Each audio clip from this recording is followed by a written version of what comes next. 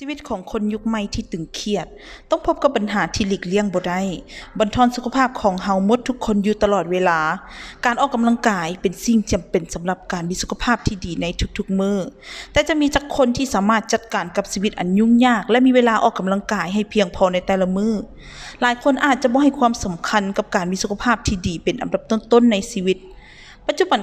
95% ของการเจ็บป่วยแม้นมาจากภาวะการอักเสบของเซลล์บ่ว่าจะเป็นเบาหวานไขมันตั้งทรงโรคหัวใจมะเร็งและเมื่อมีอาการเจ็บป่วยห้านขายยาใกล้เฮือนจะเป็นคำตอบที่ดีที่สุดที่เราคุ้นเคยกันการใช้ยารักษาโรคหรือฟาร์มาซิวติคอลกลายเป็นส่วนหนึ่งของชีวิตที่ขาดบ่ได้ย้อนเวลากลับไปเป็นพันปีมนุษย์อาศัยภูมิปัญญาที่ผ่านการสะสมขัดเกลาและสืบทอดกันมาจากรุ่นหนึ่งสู่อีกรุ่นหนึ่งและหนึ่งในภูมิปัญญาที่สำคัญที่สุดเพื่อดำเนินการสืบทอดของเผ่าพันธุ์มนุษย์คือภูมิปัญญาที่เกี่ยวกับอาหารการกินมนุษย์รู้จักการเลือกบริโภคอาหารบางอย่างและหลีกเลี่ยงอาหารบางอย่าง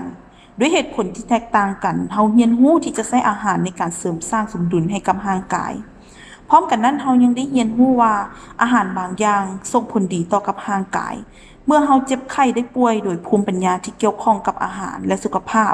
ที่ผ่านการสะสมมาเป็นเวลาหลายกว่าพันปีเมื่อวิทยาศาสตร์เจริญอย่างต่อเนื่องแต่เฮาบ่หยุดค้นคว้าหาความลับของธรรมชาติในแต่ละมื้อการใช้อาหารในการเสริมสร้างร่างกายสุขภาพให้ดียิ่งขึ้นซึ่งสามารถบอกได้ว่างานวิจัยทางด้านวิทยาศาสตร์ที่เกิดขึ้นโดยกงกับเฮาข้อมูลในด้านนี้จะถูกรวมเช่น